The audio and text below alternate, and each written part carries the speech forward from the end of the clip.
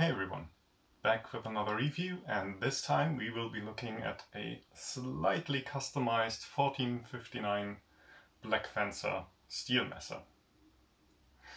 Now, as always, let's get the formalities out of the way. So the general structure of the review is going to be that I will have my talky bit first, give an impression on the ordering process, some stats to the messer, and then just some remarks on how I found the piece and how it is to handle and things like that.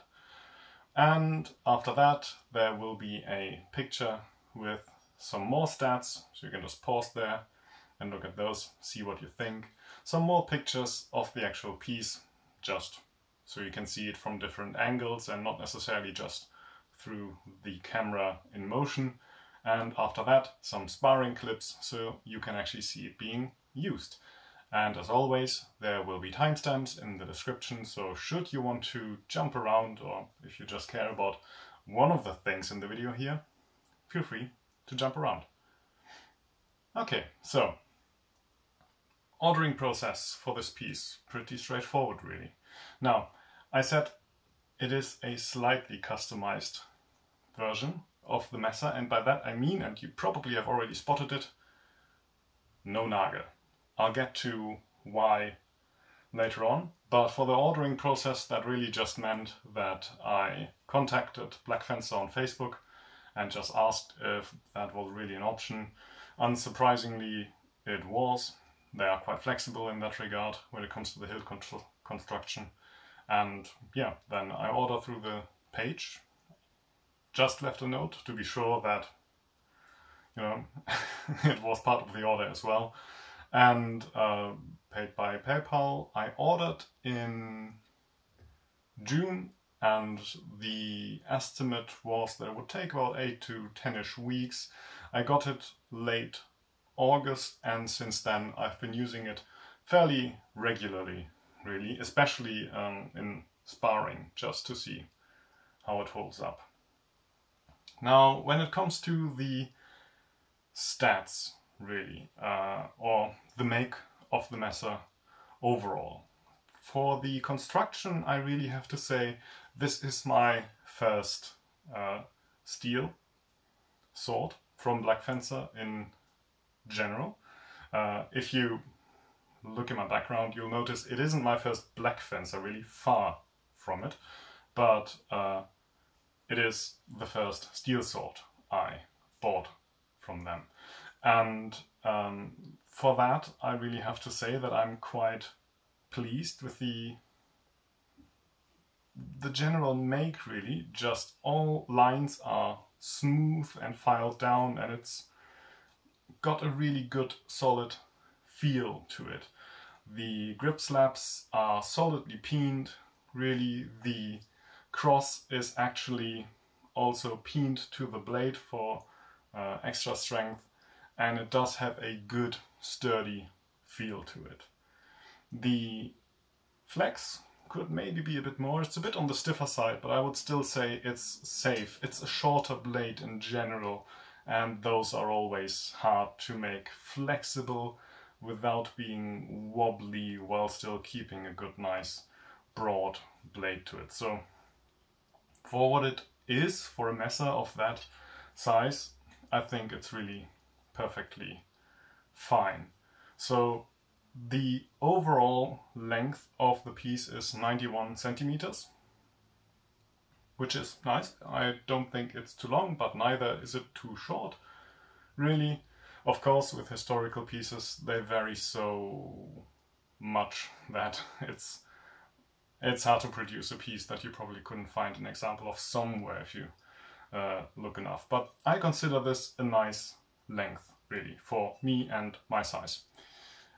Of these 91 centimeters, 68 centimeters are the blade, and then you have about 21.5 centimeters of grip that you can actually use.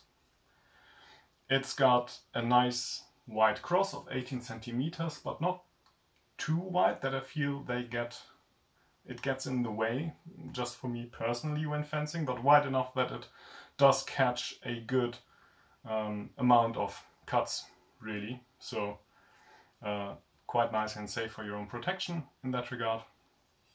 It does have a nice dip here on the side where, if you are right-handed, it makes a nice transition for the thumb down onto the blade, which I also quite like. It feels quite nice, really.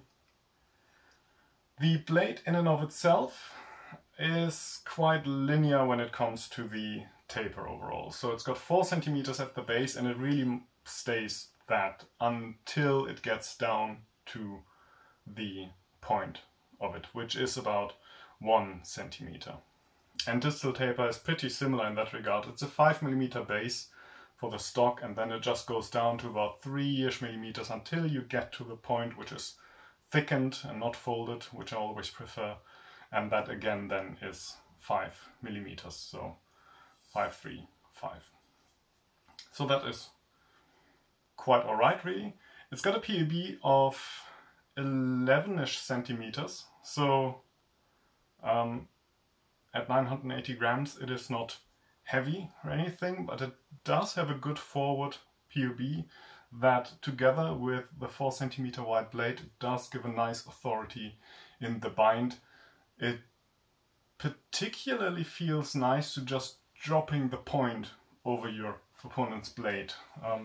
That just somehow works quite well with this blade. Now, the reason why I went for a nageless version here is not that I don't like what BlackFencer does with the nagels for their messers, really. They are quite alright. A clubmate of mine has one. They have the Danzig version, and it's a properly peened nagel through the cross and the blade, which is nice. It's also a bit more rounded, which is also quite nice, especially if you do things like Sonnenzeigen or one of those things where you press the nagel into your partner. They will probably appreciate it if it isn't quite as pointy as some other designs out there on the market. The reason why I just wanted a messer without it is that I am naturally rather left-handed. I fence with my right hand most of the time, just for convenience really, but I do like to switch it up from time to time, just endurance and also just for the fun of it. Try to use my whole body really. Less of a problem in messer fencing, but especially in saber things can get rather one-sided. So it just helps having a messer that I can switch, because of course if the nagel is on the right and you hold it with the left, that is just profoundly awkward. So I just wanted to have something in my repertoire that I could just switch on the go, really. It's a bit of a challenge sometimes, because of course, you know, if you have the nagel, that's just extra protection for the hand that is lacking here now, but you can make it work. Interestingly, I found that one added benefit that not having the nagel here is just that when I wear my Infinity gloves, the nagel doesn't creep under the finger blade, which does happen sometimes just from, you know, shifting your grip, which in messer fencing I find you have to do a lot, because you can't compensate with another hand, you have to do it all with your one. And there the nagel, and for me at least, just tends to get stuck under the finger blade, which is thoroughly annoying. And doesn't happen here, of course, because there is no nagel. So I've been using it in sparring with my Infinities actually quite a lot. And I really like it, I have to say. I like the overall make of it. I like the overall, just the form factor. There is just something incredibly charming, I find, about a messer that just looks like a butcher's knife on steroids. Just personally, really. I like that it does have good authority in the bind when binding and winding. I like the heft of it, though that is of course a bit of a yeah, there's two ways to go about it, basically. I like it, personally. I am not entirely sure I would necessarily recommend it for someone who is still working on their endurance and strength. Really just because this does get heavy after a while, simply, and it might just be nice to have something that you can actually control for a longer amount of time without it just feeling that heavy. Now, if you are fit, bluntly speaking, then this will probably be fine. I'm okay with it. I like that it does have some heft to it and doesn't feel like a foil made for mesa fencing in that regard. But just take that into account, maybe see if you find something similar, how long you can really work with that. For sparring, I find it holds up great, really.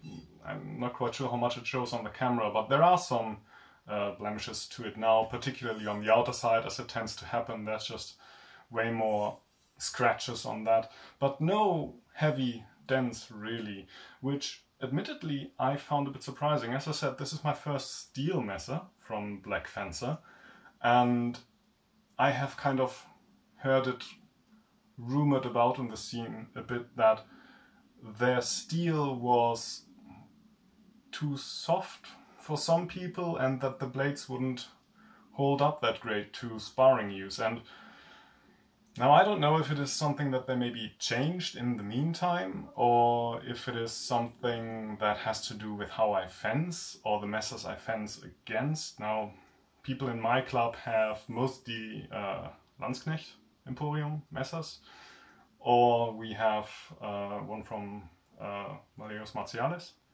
and against those, not a problem really. So I can't say that I noticed the steel being particularly soft or not holding up. I think it really held up great.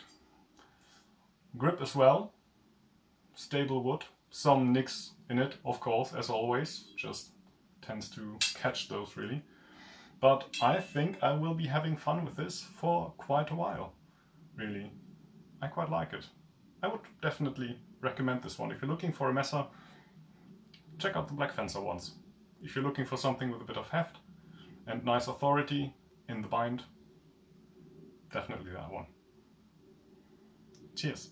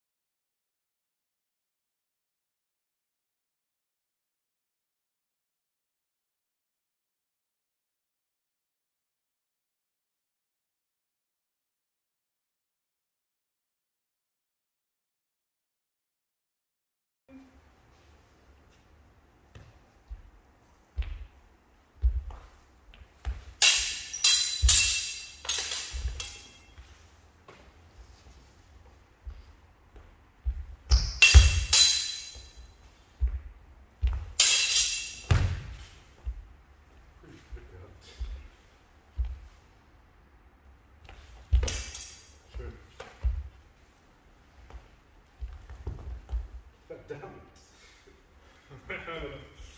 Hätte ich mir aber auch nicht drauf verlassen wollen. Wenn das nur durch den Stoff gegangen wäre.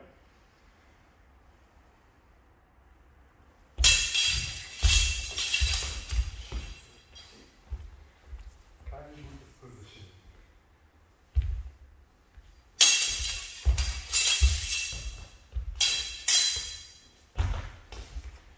War aber, glaube ich, überstunden.